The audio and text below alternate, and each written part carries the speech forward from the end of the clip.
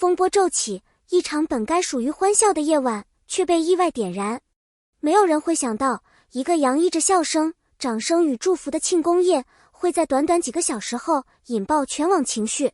那天的灯光格外明亮，空气中带着轻松与兴奋。赵今麦和宋威龙凭借实打实的努力赢得了认可，也迎来了期待已久的笑容。现场的人都替他们感到骄傲，那是一种经历艰难后终于看到结果的舒畅。按理说，这个晚上本该用努力值得回报来完美收尾。然而，庆功宴结束后的深夜，一条看似毫不起眼的社交动态却悄悄改变了风向。张凌赫，那个以沉稳气质和专注态度著称的男演员，仅仅发了一条普通的贴文，内容温和、中性，没有任何攻击性。但在这个深夜，在那个敏感时间点，他却被部分网友捕捉到所谓的指向性，迅速被扩大、被误读、被贴上标签，蹭热度、不合时宜、暗戳戳影射。评论区仿佛瞬间被点燃，一个本该属于喜悦的夜晚，就这样被推上风暴的开端。如果把那条贴文单独拎出来，你甚至找不到任何能引发争议的词语。它可能是一句祝福，也可能是无关紧要的生活感慨。但网络世界的残酷就在于此，当公众人物的发声撞上敏感节点，解释权就不再属于他。有人说他埋伏笔，有人说他故意卡点蹭话题，有人坚持认为他是借着热度刷存在感。可讽刺的是，那些声称看清一切的评论，反而成了误会扩散的加速器。在互联网，情绪永远比事实跑得快，猜测永远比真相传播得远，标签永远比解释更能吸引注意。就这样，一句普通到不能再普通的动态，被放大、扭曲、再传播，最后变成被大多数人默认的真相。张凌赫不知不觉被卷入了一场他从未预料的风暴中心。随着讨论越来越激烈，外界都在等赵今麦发声。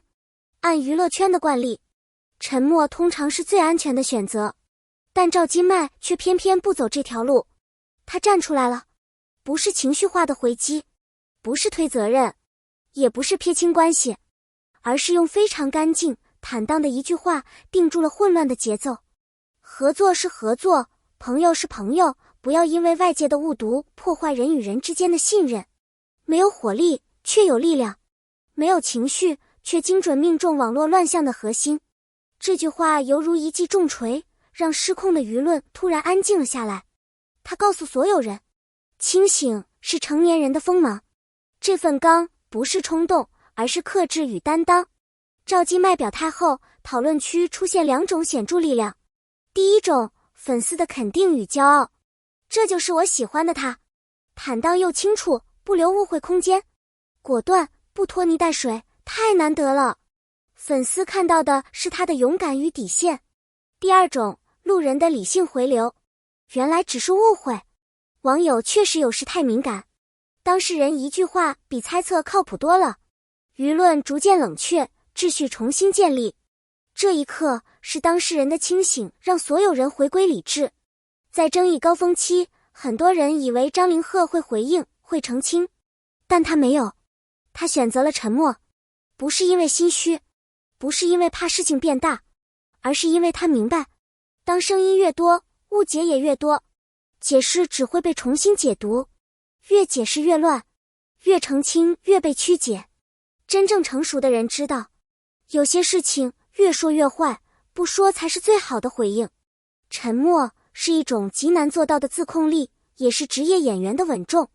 两人合作过2次，从镜头到相处都保持着专业与尊重。他们的默契来自共同创作，共同承担压力，不是外界的猜测所能定义。因此，在面对风波时，他们的态度一致，不炒作，不消费对方，不借势延伸话题。这份默契不只是合作关系，而是一种职业人应有的底色。随着风波逐渐冷却，网友们的讨论也从紧绷走向轻松，甚至带上了几分调侃意味。有人开玩笑说，麦麦合作谁就能被磕到，这简直是天然优势。也有人更直接，他就是那种一站在镜头前就能产生化学反应的演员。这种玩笑式夸赞本质上是一种认可他的表演强度、投入度以及镜头前的真实感。更有网友分析得非常理性，如果演员本身的情绪传递力不强，观众根本不会跟着入戏，更别说磕 CP 了。能被观众自动带入情感氛围，这就是实力的体现。这些声音说明了一件事，赵今麦的吸引力从来不是营销出来的，而是来自他在镜头前真实且自然的表达。他每一个眼神、每一句台词、每一个细微动作都能让观众产生情绪共鸣。当一个演员让观众产生代入感时，所谓的 CP 体质其实只是观众对角色的喜爱延伸。换句话说，这不是体质，是能力；不是巧合，是实力；不是氛围组，而是专业度。成熟的人不会被情绪牵着走。为什么这么多人觉得他们的处理方式很爽？因为赵今麦有态度却不攻击，张凌赫被误会却冷静，工作室回应清晰，不反噬，不阴阳怪气。他们的选择都体现了一种能力，不被情绪带跑。互联网越是嘈杂，越能显现清醒的珍贵。真正强大的人不靠争吵证明自己。娱乐圈风云变幻，每一天都有新的话题、新的争议、新的流量。但真正能让一个人被看见、走得远的，从来不是一时的喧嚣，而是长期的选择。赵今麦展现的是一种我知道自己在做什么的坚定。他清楚边界，也懂得何时该说，何时不说。这种姿态比任何强硬回应都更让人信服。张凌赫则用沉默告诉大众，并非每个误会都值得解释，也并非每句话都需要回应。一个成熟的人会把精力放在真正重要的事情上，而不是和情绪较劲。风波过去后，人们回头再看，记住的不是争议本身，而是当事人在混乱中展现的品质。坦荡、冷静、专业、稳重。真正的光不会因为几句误解而被遮挡，真正的实力也不会因为一次风波而被抹去。时代会变，舆论会变，但一个人的底线、态度与深度永远不会被噪音吞没。正如网友所说，那些能守住自己的人才真的值得被看见。而这场风波只不过再次证明了这一点。感谢你愿意读完这段故事，真心希望这些文字能给你一点力量与思考。欢迎在评论区留下你的观点，你如何看待这场误会？你支持谁的处理方式？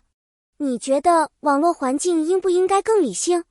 当公众人物面对留言，他们应该如何做？你的每一句话都让讨论更有意义。